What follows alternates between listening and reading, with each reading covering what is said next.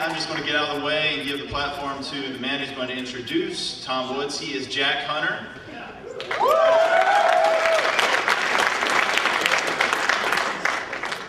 He's great on the radio. He's a great writer. I'm sure a lot of you have enjoyed his stuff. And now I'm about to say what will probably be the coolest introduction line all week. Ladies and gentlemen, the Southern Avenger.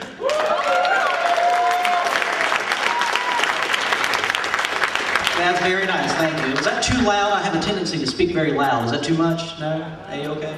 Well, Dr. DiLorenzo spoke about speaking truth to power. That's usually how I start out. I must say, I've called myself a conservative for about 15 years, but this is my first trip to CPAC. And quite frankly, I haven't really seen any reason to show up in the last 15 years. Let me explain a little bit. Well, yeah, that's damn right is one way to put it.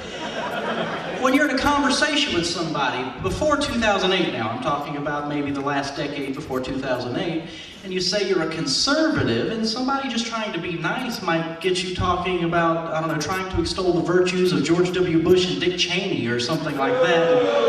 Yeah, you really don't want to call yourself a conservative. You know, I'm an old school, old right, let's don't police the world, let's actually limit government. How about that Constitution? Let's get that might be a good thing to get back to.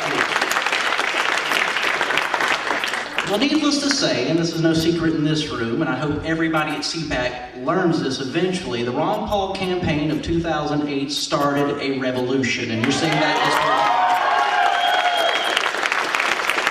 There's a lot of people who talk a good game when it comes to limited government. They say, well, I'm for limited government, blah, blah, blah, blah, blah, and they become a conventional status quo Republican and do nothing about it. This is about actual constitutionalism. I'm talking about Campaign for Liberty and why we're all here and what we believe in.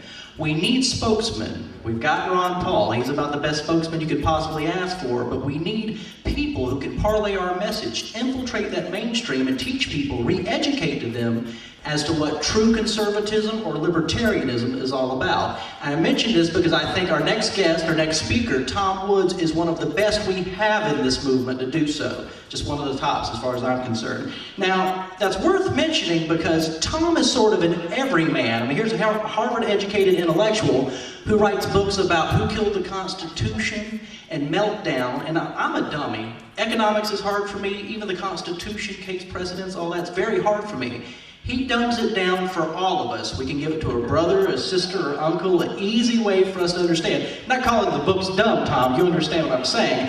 He makes it easy for everybody to understand, and that's very important in this movement. I think the first time I interviewed Tom Woods at the radio station I work at in Charleston, I said, we're going to have New York Times best-selling author Tom Woods, and somebody called up and said, you're going to have Tiger Woods on the radio? Boy, that's fantastic. Well, it's been at least a year from then, and I'm glad to say, at least in Charleston, South Carolina, plenty of people know about Tom Woods, and hopefully the whole world will know about Tom Woods very soon because they need to. He has a message we all need to hear. Ladies and gentlemen, our next speaker, Tom Woods.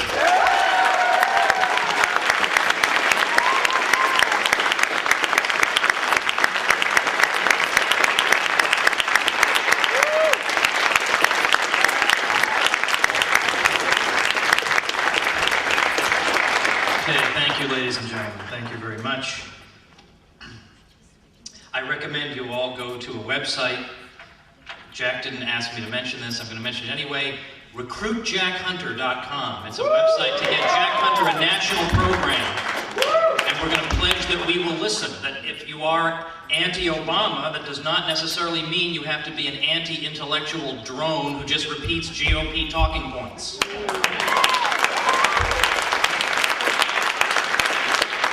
All right, what I want to talk about today is something the New York Times hates, Chris Matthews hates, and the establishment hates. So right away, you know, yeah, we love it, right? It's beautiful. It's got to be great, right? And I want to preface it by pointing out that a lot of us in this room, we've been trying for many years. We've been trying to see what we can do to push the federal government back.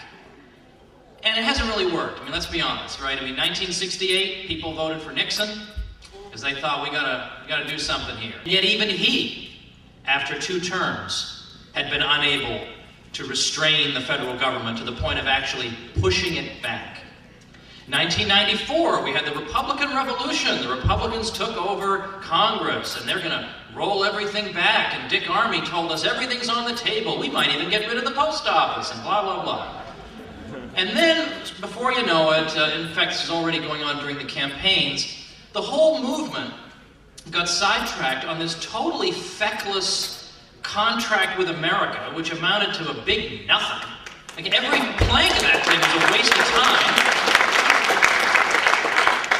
That's what happens. That's what the establishment likes to do when people are angry. Channel that anger into utterly pointless avenues.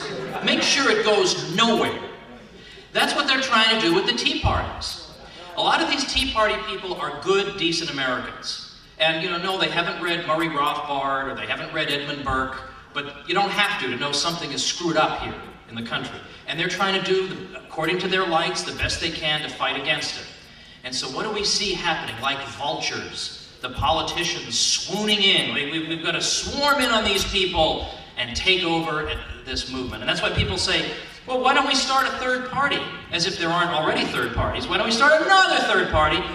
Well, they'll just take that one over too, and then you're going to start a fourth one. I mean, this is what happens. We have to be careful about this. So when we are told that just voting for this other party, make sure our party gets to get in on the federal gravy train, then that'll change things. I can understand young people being sucked in by that because you haven't been alive long enough to know that, we've been scammed on this time and again. I excuse the young people for not knowing any better. But believe me, they've been pulling this for years. And then they have the nerve, after causing all the problems you can imagine, budgetary and otherwise, to say, put us back in power so we can bring fiscal responsibility to the government. I assume this is a joke, right? I assume they're kidding. Alan Funt is going to come out. See, again, that's another reference for the older people. But the point is, what I'm suggesting is that this strategy has not worked. I mean, I think we can all recognize that. It has not worked. It's made a lot of people rich. It's benefited a lot of lobbyists. It's given people very lucrative speaking careers.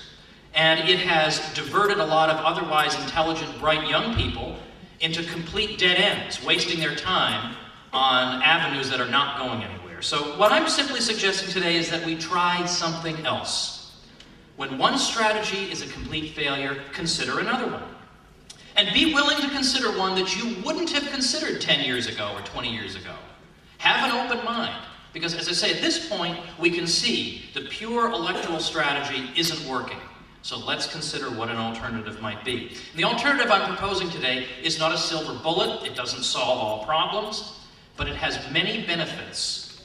And that alternative is the Jeffersonian alternative of state nullification of unconstitutional federal laws.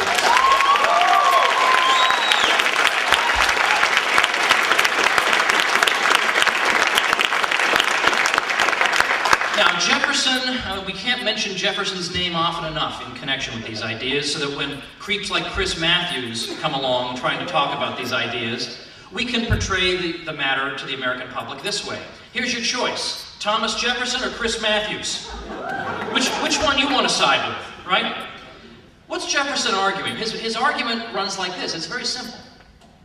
It's that it's not enough to say that we have broken up the federal government into 3 branches. Executive, legislative, and judicial. And that ought to limit it somehow in some unspecified manner. That ought to work. Jefferson, from the start, said this is not the path to follow to limit the government, because what would happen if the executive, legislative, and judicial branches simply combined to gang up on the people and their liberties? He said what we instead need is to break power up into little bits.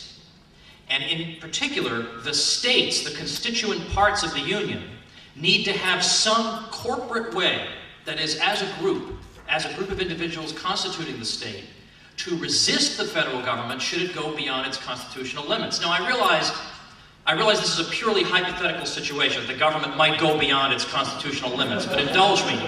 Imagine that might happen.